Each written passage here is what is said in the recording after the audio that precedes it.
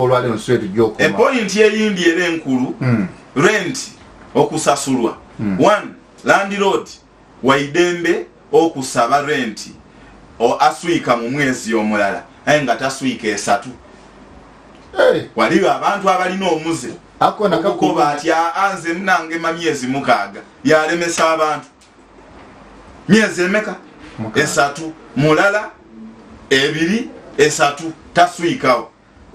ekyo kikulu ino. Then number 2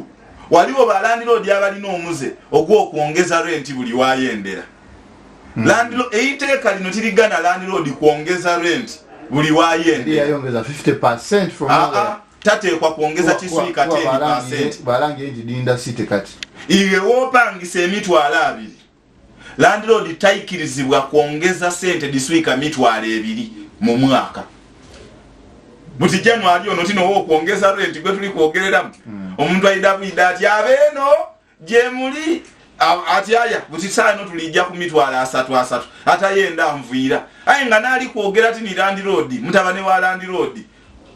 taidi bei yaitafali onanwa demusoloiza alya omwana ga mami ebyana ebyebifanana bayina ibwebyo bibanaga pisaga bimama yakikuze ikoda kiri muvwa kati kitinda kuyakyo Jaden chikera mukupalo